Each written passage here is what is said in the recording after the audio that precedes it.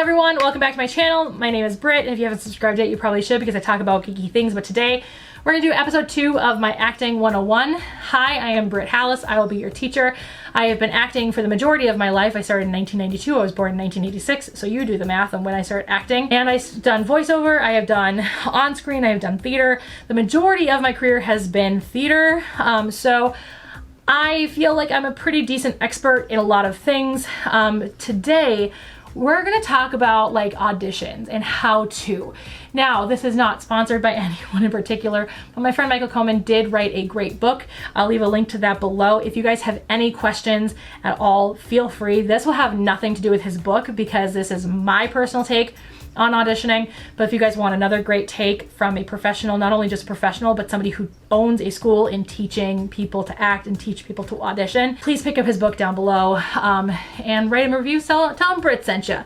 This has nothing to do with him asking me to do that, but I would like to interview him at some point, so let me know in the comments below if you guys would like to see interviews of me with other people in the industry, so that you're hearing more than just from me in these free acting lessons. So auditioning, what is that? That is the actor's bread and butter. That is how you get your jobs. Matter of fact, the statistic, if it's still that way, a working actor 85% of the time is unemployed. So 85% of that time you are either working a full-time job like me and auditioning some of that time, or you're spending that 85% time auditioning. Auditioning is your main job. That is what you do. Each audition is different. Each director is different, but there are kind of standards, like industry standards for each. So we're gonna kind of go through the theatrical, whether it's a show or a play. If you guys don't know the difference between show and play, a show is a musical, a play is spoken word, and then on-screen and voiceover. So we'll go through each one. Let's start with stage. So like I said, stage is where I spent most of my time in my career. I am hoping to top that with voice acting here, but I have spent most of my career as an actor doing theater. So when you go into an audition for theater, you're going to have a prepared piece. Generally, again, every audition is different, every director is different, but for the most part, you're gonna have a prepared piece. Whether you're auditioning for a show and that is a prepared song, or you have a prepared monologue for a play. What should you do for this monologue? Sometimes they'll give you parameters for what they want for your monologue, like how long they want it, or what kind of tonality they want for it. But if they don't have any specifics, my biggest advice to you as an actor would be to study the play that you are auditioning for and kind of learn the tonality of it and find a monologue that is very similar. Like Riders to the Sea, for example. It's a one-act play I did back when I was a freshman in high school. I was like 15 when I did that play. It is a tragedy, so I found a monologue where I was a character who was mourning the death of her brother. So I was able to kind of pull that same emotion that the director was looking for. That is what you do as an actor. That's what you want to do. You want to make sure that you are pulling that emotion, that you are being that character, even though you may not be reading from that exact play, which you shouldn't be. Do not pick a monologue from that play. That's a bad idea. But that you're at least showing that you can have the range that that play is requiring. It kind of goes the same way that if you're doing something contemporary, you want to pick a contemporary piece. If you're doing something like Shakespeare, find something similar to Shakespeare. Don't go into an audition for Romeo and Juliet and pull out a contemporary monologue. Like, don't do it. Shakespeare is a very specific wording. Shakespeare had his own language. Shakespeare made up words and they've become normal words in our lexicon. Generally, when you're doing Shakespeare, you want to do it in iambic pentameter, so I can't do Shakespeare. I have no rhythm where that is concerned. I am terrible at speaking Shakespeare. I've read Shakespeare, I understand Shakespeare, I love Shakespeare, but I don't act Shakespeare. It is not good. But yeah, I would highly recommend also knowing the time period the piece was written in, that the play they were doing is written in, and pick a piece around the same time, or at least the same language. So there. That's a very important piece.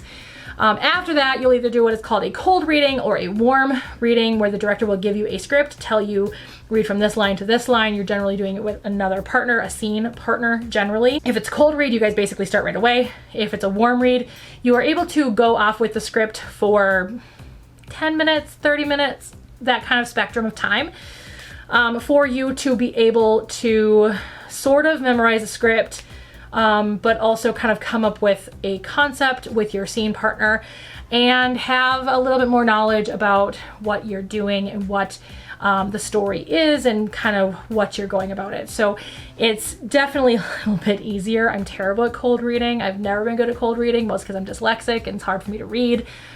So I like having a little bit of knowledge about the play and about the scene that I would be doing with my scene partner. The other thing about having a scene partner is they're also going to be checking for chemistry and whether or not you work well with that scene partner. So if you do get to do a warm read, definitely work on working together tremendously. It's very, very important that you do that. They may have you trade out with a few people. After a warm read, you may do a couple of cold reads with a few different people, a few different characters, just to kind of, so the director is basically playing a kind of like a jigsaw puzzle essentially with you to kind of see where you best fit.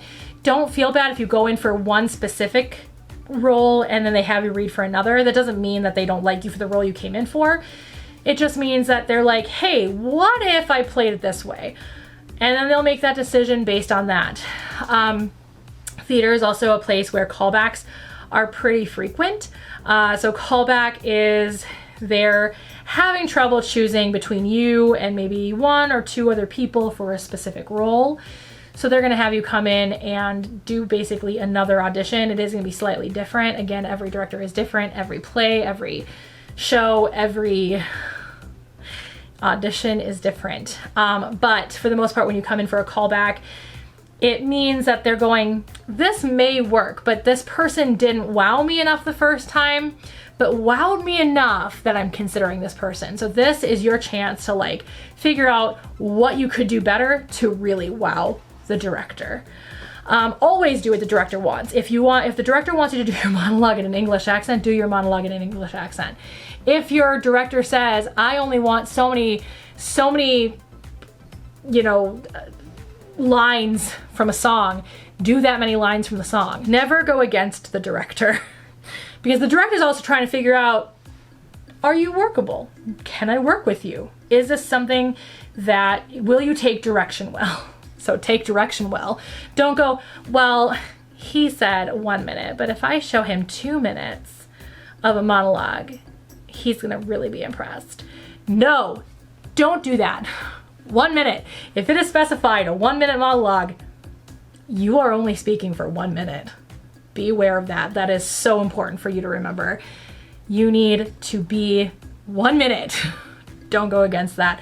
Don't think, well, if I show him that I'm an overachiever, no, that is going to show the director that you, my friend, are not easy to work with. So that is something that I have learned from experience. The last thing that the director is kind of looking for is your stage presence. And we're going to talk about the difference between acting on stage and acting on screen because they are very, very different. Obviously, you know the biggest difference about acting for the voice or for voiceover. You know the biggest difference there. You don't have your face, you don't have your body to tell the story. So the director wants to make sure that if you look good in the front row as well as you look good in the back row, whether or not you'd actually be able to pull this off. Are you projecting well? How is your body moving on stage? Does your body work on stage? Are you animated enough to be able to be shown well enough on stage? So be sure to be aware of your body and be aware of your movements and be aware of how you're speaking and what you're doing while you're speaking. Slight lighting change, sorry about that. Let's move on to on-screen acting, which is going to be slightly different. This one you're going to have a camera basically in your face. You won't be looking at it like I'm looking at it. You'll be looking off to the side because you'll have somebody off the side feeding you lines. You won't be memorized at all for that one. For this one, you're going to be primarily reading, but you'll want to be memorized enough that you can look up because they're going to be looking at your face mostly. They're going to be seeing how well can she frown, how well can she smile, how well can he cry, how well can he show that he's pissed as hell at life. So that's how that's going to really play out. So you're going to want to be super aware of that. So you're going to have a camera in your face, and they're not going to be looking at you. The director is not going to be looking at you. The director's will be off to the side looking at a screen, because all they care about is how well you look on screen. They're not going to care about how you look in real life. For this one, you are going to slate your name. I always slate my name in all auditions, including voiceover auditions, because it's so much easier for the director to be able to recognize you as an actor because they know your name and what you're auditioning for. So for example, let's say I'm starting, you are going to look directly into the camera for this. And so for a slate, they'll say slate, and you'll go Britt Halaas, auditioning for name of character. And then that's when you'll kind of step into the character, and you'll step off kind of to the side like this. You'll be looking at the person off camera, and then you'll be able to start the audition.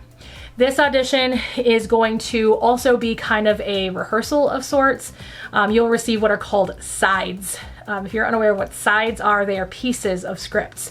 So you're not going to receive the whole script, you're going to receive pieces of the script. And generally your sides are going to be an array of emotions. So you're going to go from happy, sad, angry, basically the entire emotion list that your character is going to experience throughout the course of whatever it is you're working on.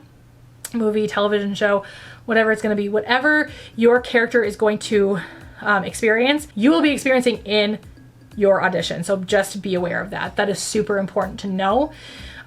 They want to see what your emotions are going to be. So you're going to start that, and you're going to have this really fun, really great conversation with somebody, and you're just going to be having so much fun talking to that person and being happy and maybe being in love with that person. I love you so much. And then the very next shot, well, not even shot, because they're just gonna, okay, cool, move on. Or they're gonna say, hey, could you try it more like this? You're gonna try it. That's again, the director seeing how well you take direction, how easy it is to work with you. Because directors don't want difficult actors. Directors want easy actors. Directors want people who are moldable. So be moldable, so important. Even if you don't necessarily agree that the character would make that choice, be moldable. Especially if you're new to the industry. You don't have, like, if it's like Courtney Cox, she may have a little bit of say because she's a very successful actress. But if you're Joe Blow, you're not going to have a lot of say in what's going on. So you're going to sit there and be like, oh, no, I'm so angry, and oh, no, I'm sad. Obviously, I'm not doing real emotions at this moment, but essentially that's how it's going to end up being. And again, the director's not going to look at you. The director's going to be looking at you, but through a screen, because that's all that's important. So that's the biggest thing there. This one also will have callbacks from time to time. Generally, the callbacks will be chemistry, or at least in my experience, have been chemistry auditions, where again, you're gonna have scene partners, and you're going to be on screen with them, and the director's gonna see how well you guys react to each other on screen, how well you guys look on screen together, because that's kind of important, is whether or not the two people actually look good on screen together, whether they complement each other. But yes, I mean, that's pretty much it.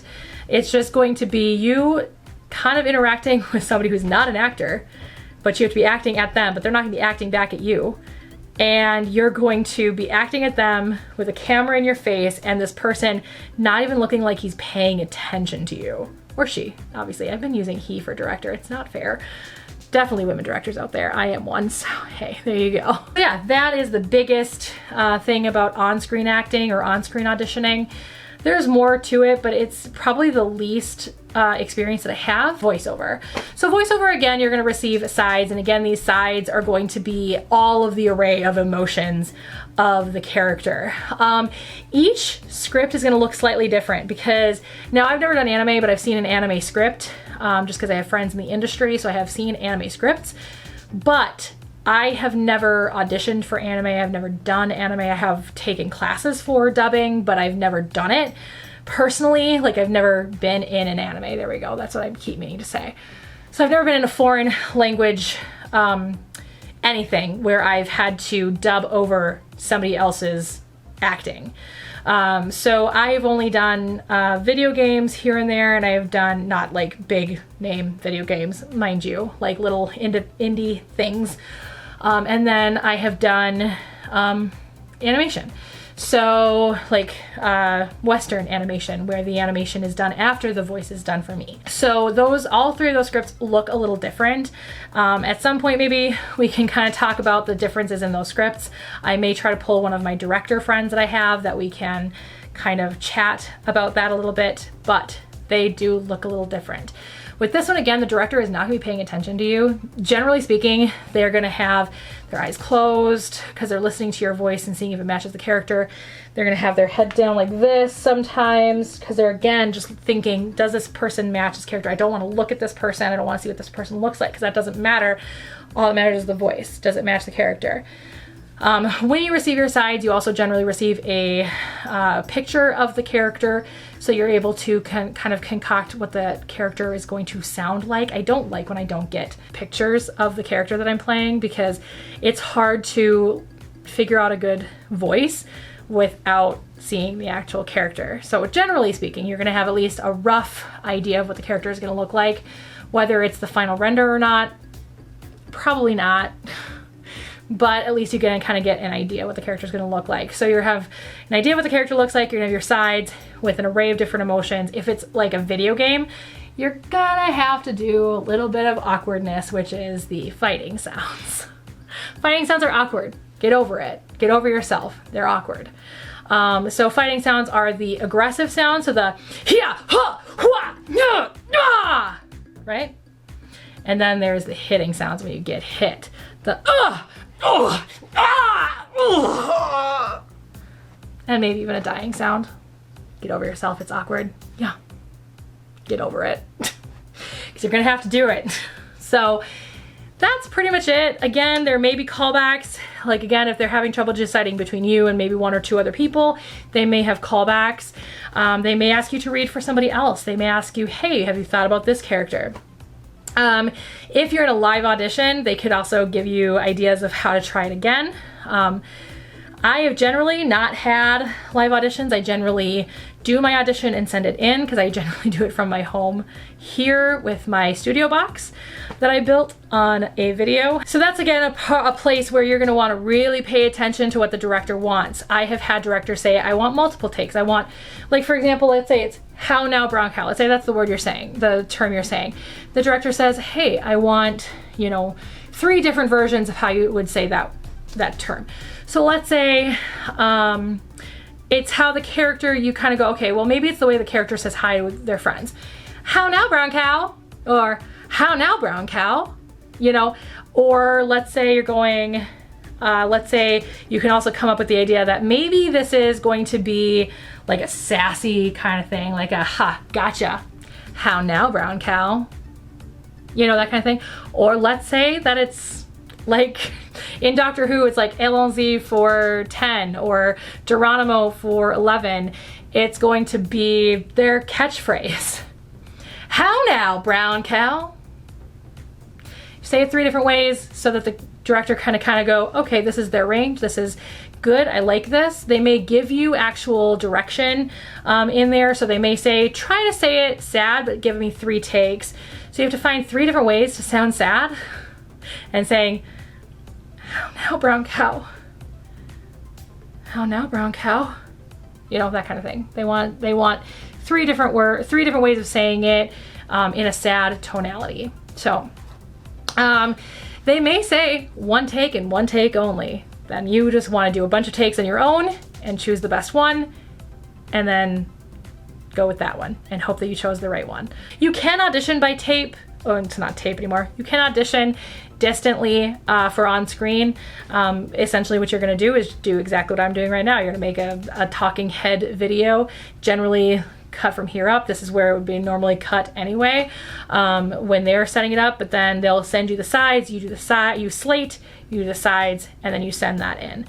So that is a possibility, is to not do a live audition as well for on screen. It's nearly impossible. I think it's done, but for theater, it has to be done in the theater because they have to know how you sound inside the theater. So definitely that's always live auditions, at least in my experience, that has always been live auditions. Hey, editing Britt popping in here just to say that I did forget to speak on voice acting for commercials, and that is only just because I don't have a ton of experience doing that. I have taken a class on how to do that, but essentially it's going to be very similar. You're going to be going in or recording from home.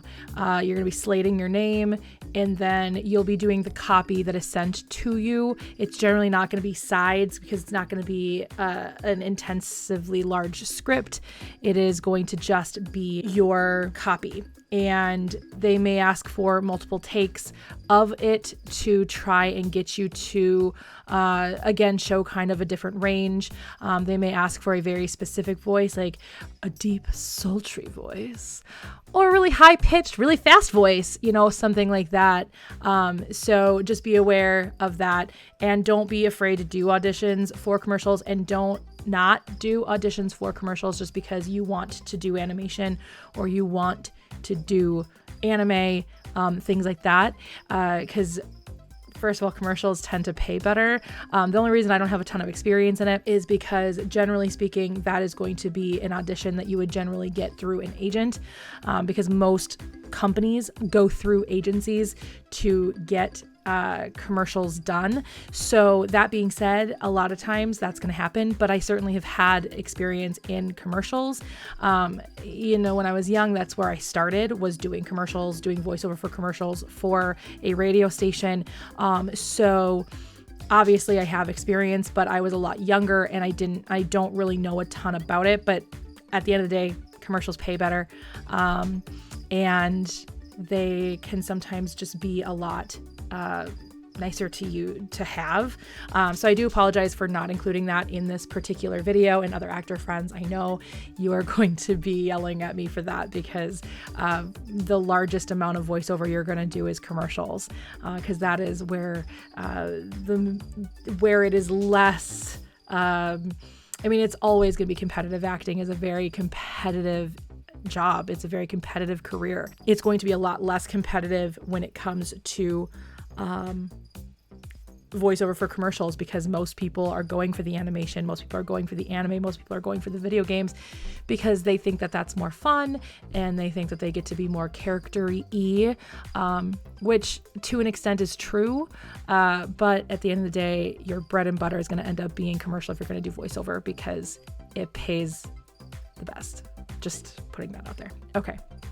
On with the rest of the video. So you guys have it, episode 2 of my Acting 101. Let me know if you guys liked it down below. If there is anything that I'm personally missing from your experience as an actor in auditioning, or if you guys have any questions at all, let me know in the comments below, and I'm gonna compile a bunch of questions and do a Q&A at some point. So let me know in the comments below if you guys have any questions about anything acting. Specifically with this one, you want to keep it audition level, just because that was what this video was about. So if you guys liked it, please subscribe and hit the bell for notifications so you don't miss any of my videos. If you guys want to see my last video where I did the introduction to my Acting 101, click here. This is a playlist right here, so depending on when you see this video, there could be more, but right now there will only be 2 upon this video's creation. So go ahead and click there, hit here to subscribe. Like I said, hit the bell for notifications. Let me know in the comments below any questions you may have, or anything from your experience that I have not experienced and you would like to throw into the video. That's pretty much it. Like the video if you liked it, and I'll see you guys all next time. Bye.